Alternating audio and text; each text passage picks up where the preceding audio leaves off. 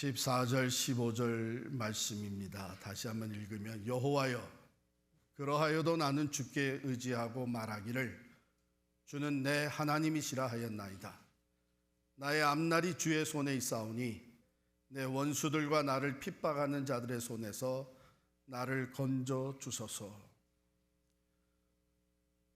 But I trust in you, O Lord. I say, you are my God. My times are in your hand. Rescue me from the hand of my enemies and from my persecutors. 한 해를 보내고 새해를 맞이하는 이 송년주일에 우리 사랑하는 성도 여러분 모두가 다 이 말씀을 꼭 붙잡고 의지하시기를 축원합니다. 오늘 시편 31편에서는요, 이 시 전체를 통해서 다윗은 자신이 지금 어떤 상황에 놓여 있는지를 그대로 고백하고 있습니다. 어떻게 원수들에게 지금 공격을 받고 핍박을 당하며 추격을 당하고 있는지 이것에 대해서 쭉 적어 내려갔는데 우리가 앞에 9절부터만 보더라도 9절에 9절 10절에 그는 자신이 지금 말할 수 없는 고통과 근심에 쌓여 있다는 것을 호소를 해요. 내가 고통 중에 있사오니 또 큰 근심으로 눈과 영혼과 몸이 쇠하였나이다. 이어서 10절에 보면 내 일생을 내가 슬픔으로 보내고 탄식하며 이제는 기력이 약하여져 뼈가 쇠하고 있습니다. 말할 수 없는 고통과 근심에 쌓여 있는 다윗을 보게 됩니다. 그런가 하면 11절에 나타나는 것 같이 그는 사람들에게 모욕과 비난을 당하고 있어요. 11절입니다. 대적들로 인하여 내가 욕을 당하고 있다. 이웃과 친구들이 즉 나와 가까이 지내던 사람들이 이제는 다 나를 피하고 있다. 그러면서 12절에는 나는 죽은 사람이 사람들의 기억에서 잊혀지듯이 그런 존재가 되어가고 있다고 그래요.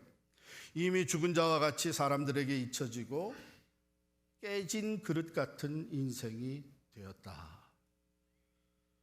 또 13절에 보면 큰 두려움 가운데 그 사면초가 도무지 헤어날 수 없는 상황에 놓인 것을 고백하는데요. 많은 사람의 비방으로, 이 비방은 그 사악한 이야기 소문이죠.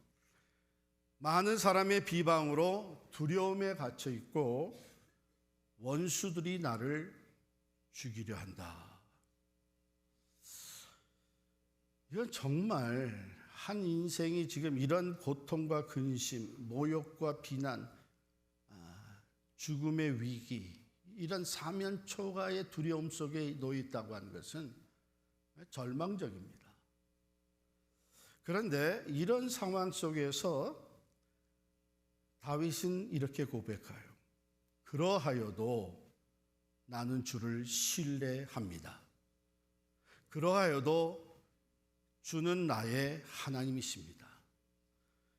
이런 상황 속에 놓여 있지만 나의 때는 하나님의 손 안에 있습니다. 놀라운 고백이고 이러한 고백을 할 수 있었던 다윗이 과연 하나님의 사람이었구나 하는 것을 우리는 깨닫게 됩니다. 아무리 비참하고 절망적인 상황에 놓여 있을지라도 또한 하나님께 그렇게 기도해도 아직 하나님의 응답이 주어지지 않고 더디 온다고 할지라도 다윗은 하나님을 온전히 신뢰하고 나아가는 것이에요.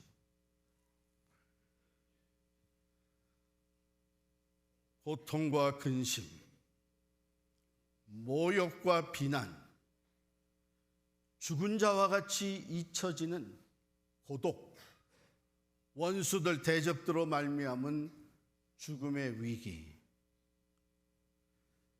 이런 가운데 다윗은 그러하여도 하나님은 여전히 나의 하나님이신 것을 내가 믿고 하나님을 신뢰하며 하나님께 기도합니다. 이렇게 나가요. 그래서 그 믿음으로 기도하는 내용이 16절부터 나오는데요. 주의 얼굴을 주의 종에게 비추시고 주의 사랑하심으로 나를 구원하소서. 여호와여, 내가 주를 불러싸오니 나를 부끄럽게 하지 마시고 오히려 나를 모함하고 죽이려고 하는 저 악인들을 부끄럽게 하시며 수월에서, 즉 죽음의 자리에까지 내려가서 잠잠하게 하소서. 18절입니다. 교만하고 완악한 말로 물의 의인을 치는 거짓 입술이 이제는 말조차 할 수 없는 벙어리가 되게 하소서. 그런 얘기예요. 하나님께 모든 것을 쏟아놓고 호소하는 다윗입니다. 사실 우리가 신앙을 가지고 살면서도 다윗과 같이 이렇게 어려운 상황에 놓이게 되면 우리의 믿음이 흔들리기 쉬워요. 좌절하고 낙심하고 절망하고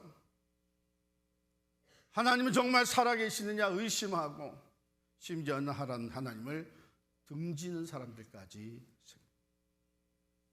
근데 다윗은 참 이런 모든 상황 가운데 그러하여도 나는 하나님을 의지하겠습니다.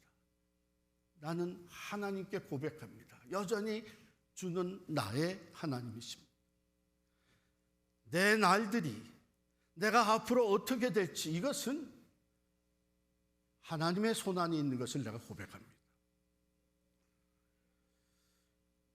다윗이 어떻게 이런 신앙을 가질 수 있었는가?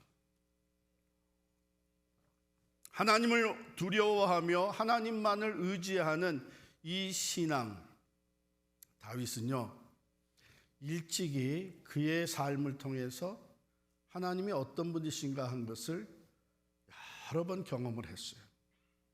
그래서 19절에 보면은 이런 기록을 하고 있습니다. 주를 두려워하는 자를 위하여 쌓아두신 은혜, 곧 주께 피하는 자를 위하여 인생 앞에 베푸신 은혜가 어찌 그리 큰지요. 다윗은 일찍이 사람을 두려워하지 아니하고 세상을 두려워하지 아니하고 하나님을 두려워하면서 모든 일에 하나님을 의지하며 하나님께 도움을 구하며 하나님께 자기의 삶을 맡기는 삶을 살았어요. 여러분, 이 다윗의 스토리를 대강은 다 알고 계시잖아요. 먼저 보게 되면은 그 소년 다윗이 거인 골리앗과 싸웁니다. 그때부터 하나님이 모든 것을 다스리는 것을 믿고 다윗은 만군의 하나님 여호와의 이름으로 나아가 싸웠습니다. 하나님의 은혜로 소년 다윗이 골리앗을 무찌르고 대승리를 거뒀습니다. 그런 다윗이 사울에게 시기와 질투를 당하면서 사울 왕에게 쫓겨다니죠. 말할 수 없이 정말 그것도 불안하고 두려움 가운데 사울 왕을 피해 다니는데 광야로 굴속으로 심지어는 원수의 나라에까지 들어가서 피신을 합니다. 그 과정에 하나님만을 내가 나의 힘이신 여호와여 내가 여호와를 사랑하나이다 고백하면서 하나님만을 의지할 때 하나님이 피할 길을 계속 내어주시고 하나님이 다윗 편에 서 계셔가지고 다윗을 안보해 주셨습니다. 다윗이 죄를 졌습니다. 간음과 살인의 죄를 져가지고 이제는 참으로 하나님 앞에 설 수도 없는 그때에도 그 부끄럽고 수치스럽고 또 스스로 어찌할 바 모르는 그 엄청난 상황, 아들을 잃어버리고 압살롬에게 쫓겨나고 이 모든 상황 가운데 내가 용서를 구해야 될 분은 하나님이시라고 하는 것, 내가 주께만 범죄하였다고 하는 것 고백하면서 그 죄인의 자리에서도 온전히 하나님을 향해 하나님 앞으로 나아가며 하나님을 두려워하고 신뢰합니다. 왕좌에서 쫓겨난 그 수치와 부끄러움, 다른 사람도 아니고 아들의 반란으로 인해서 쫓겨났잖아요. 정처 없이 길을 가면서 이 사람 저 사람에게 수치당하고 저주의 소리를 듣고 따라온 그 적은 숫자들, 이걸 어떻게 먹여 살릴까 걱정과 두려움이 앞섰지만, 그 가운데서도 다윗은 오직 하나님만이 나의 피난처시고 나의 요새시라 고백하며 하나님을 의지합니다. 여러분, 이 모든 과정을 통해서 다윗이 경험한 것을 오늘 19절에 이렇게 얘기를 해요. 주를 두려워하는 자를 위하여 쌓아두신 은혜, 곧 주께 피하는 자를 위하여 인생 앞에 베푸신 은혜가 어찌 그리 큰지요. 하나님은요, 모든 상황 가운데 어떤 상황에서든지 하나님을 신뢰하고 의지하는 자를 버리지 않습니다. 몰라라 하지 않습니다. 비록 내가 죄 가운데서, 부끄러운 죄 가운데서 하나님 앞에 용서를 구할 수밖에 없는 상황일지라도 하나님을 의지하고 하나님께 나아가면 하나님께서 받아주시는 거예요. 그리고 쌓아두신 그 큰 은혜, 하나님을 두려워함으로 신뢰하고 하나님을 사랑하는 자에게 베풀고자 쌓아두신 그 은혜가 얼마나 큰 건지를 하나님께서 나타내 보여주시는 거예요. 다윗이 그것을 너무나도 많이 경험했기 때문에 자신 있게 여기 고백합니다. 나는 이런 상황이 다시 또 놓여 있지만 나는 하나님만을 의지합니다. 하나님이 여전히 나의 하나님이십니다. 하나님이 내 삶을 주관하고 계십니다. 그러면서 주를 두려워하는 자를 위하여 쌓아두신 그 은혜, 주께 피하는 자를 위하여 인생 앞에 베푸신 은혜가 어찌 그리 큰지요. 할렐루야. 다윗은요, 모든 상황 속에서 진정으로 내가 두려워할 자가 누구인지를 명확하게 알고 있었어요. 주변에 반대하는 사람들, 대적자들, 모함하는 자들, 권력과 영향력을 쥐고 있는 자들, 어떻게 해서든지 다윗을 넘어뜨리려고 하는 그런 상황 속에서 내가 두려워할 것은 저들이 아니다. 내가 두려워할 것은 오직 하나님이시다. 그 하나님이 이 모든 것을 주관하고 계시고 그 하나님이 나의 피난처가 되시기 때문에 이걸 명확하게 알고 있어요. 그리고 자기가 하나님을 의지하고 하나님 안에 있는 것이 가장 큰 은혜라고 하는 것을 다윗은 고백하고 있는 것입니다. 여러분 잘 들으시기 바랍니다. 우리가 신앙생활하면서 하나님을 두려워하기 시작하면, 진정으로 하나님을 두려워하며 경외하기 시작하면요, 세상에 두려울 것이 없어집니다. 그 하나님을 의지하는 사람은 세상을 두려워하지 않아요. 그런데 그 반대로 하나님을 경외하고 하나님을 두려워할 줄 모르는 사람들은요, 세상의 온갖 것들이 다 두려움의 대상이 됩니다. 경제적인 것, 건강의 문제, 사람 관계의 문제, 모든 것들이 다 두려움의 대상이 돼버려요.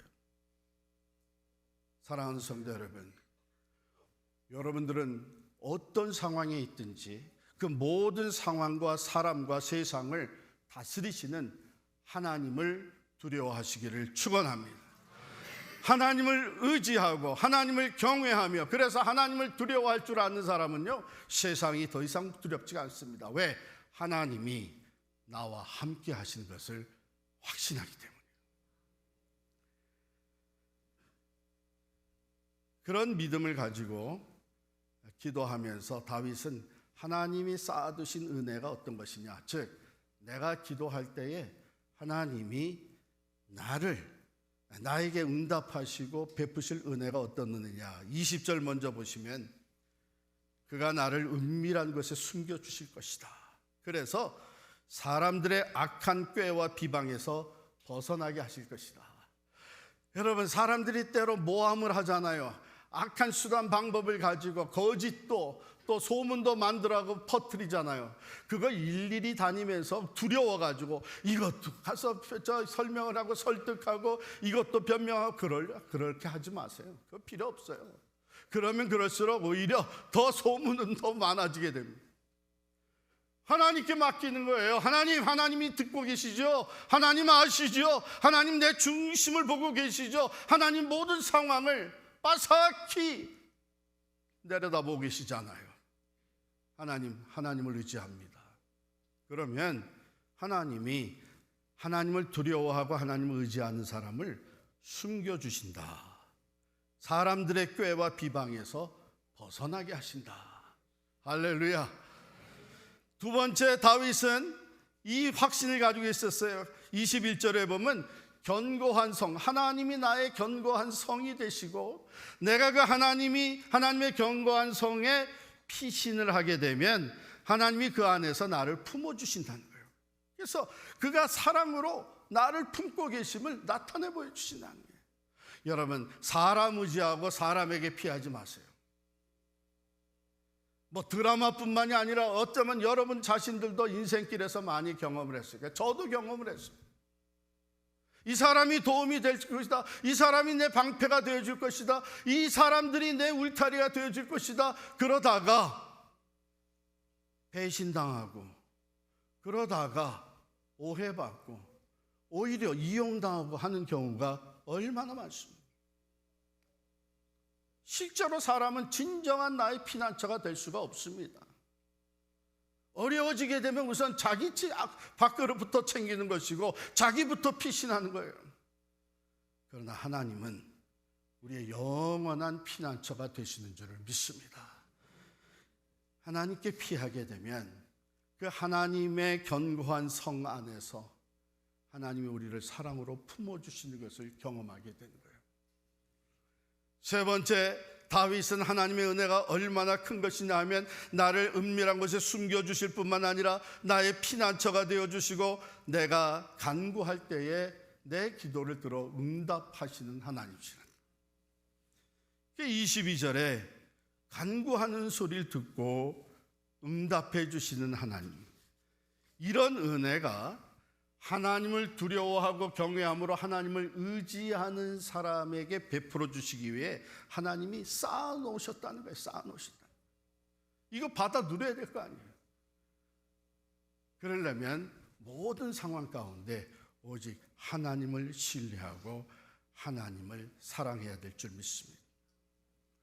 다윗은 이런 모든 경험과 믿음의 고백을 가지고 이제는 성도들을 권고합니다.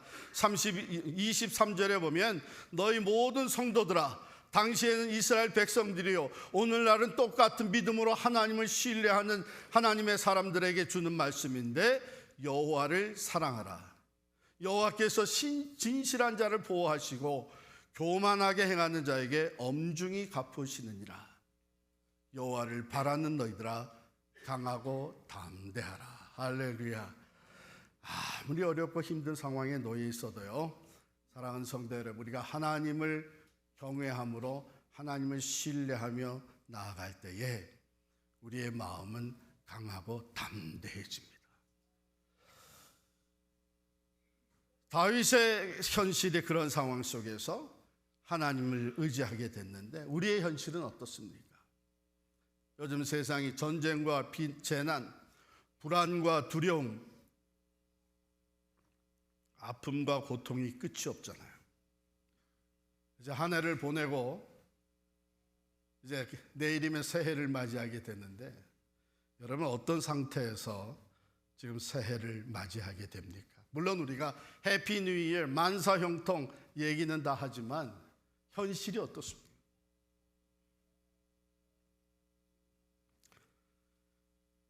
지난 27일 우리가 잘 아는 대로 많은 사람들의 관심과 인기 끌었던 배우 이선균, 극단적인 결단을 하고 스스로 세상을 떠났습니다. 마약 투약 혐의를 받으면서 조사를 진행하는 가운데 결국은 그가 유언과 같은 메모를 남겨놓고 집을 떠나 스스로 목숨을 끊었습니다. 그 유언과 같은 메모가 뭡니까? 어쩔 수 없다. 이것밖에 방법이 없는 것 같다.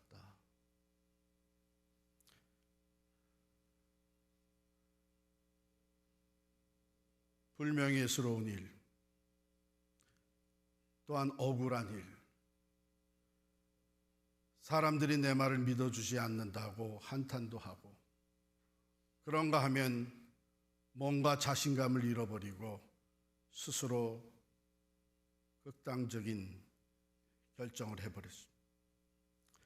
계속해서 들려오는 메시지를 뉴스를 보게 되면 여기에 얽히고 설킨 문제들로 인해서 앞으로의 연애 활동을 할 수 있겠는가 하는 이런 두려움도 있었을 거고, 모든 인기를 끌었던 사람으로서 수치와 부끄러움을 당한다고 하는 생각도 있었을 거고, 거기에다가 경제적인 문제까지 더해진 것을 우리가 뉴스를 통해서 알고 있고, 결국 이 모든 것을 감당할 수 있겠는가 하는 두려움과 또한 절망에 빠져 이런 결정을 하게 된 것이 아니겠습니까? 어쩔 수 없다, 이것밖에 방법이 없는 것 같다. 저는 그런 뉴스를 접하면서 이 배우 이선균이 하나님을 알았더라면 좋았겠다. 세상의 모든 방법이 도움이 되지 아니하고, 다윗이 경험한 것처럼 그 말할 수 없는 불안함과 근심, 그 모욕과 비난, 무거운 짐, 헤어날 수 없는 상황, 그런 가운데서도 하나님을 알았다면 그도 하나님을 의지할 수 있었을 것이고, 하나님께 맡기고 하나님으로 인하여 소망을 가질 수 있었을 텐데, 그는 세상이 전부인 줄 알았습니다. 사랑하는 성도 여러분, 기억하시기 바랍니다. 다윗이 고백한 것처럼 여러분과 저의 삶은 세상의 손에, 다른 사람의 손에 달려있지를 않습니다. 하나님의 손에 달려있는 줄 믿으시기를 바랍니다. 아무리 세상이 어려워지고 아무리 삶의 짐이 무거워진다고 할지라도 우리에겐 소망이 있습니다. 하나님은 여전히 우리의 하나님, 나의 하나님 되시고, 우리가 하나님을 경외함으로 하나님께 피할 때에, 하나님께 간구할 때에, 하나님을 의지할 때에 하나님은 쌓아두신 은혜로 우리를 도와주시고 우리와 함께 해주심으로 말미암아 위로하시고 회복시켜 주시고 많은 사람들 가운데서 피난처가 되어주시고 우리의 영원한 소망이 되어주시는 줄을 믿습니다. 사랑하는 성도 여러분, 지금 이제 새해를 맞이하면서 여러분이 어떤 상황에 놓여 있을지라도 비록 다윗과 같이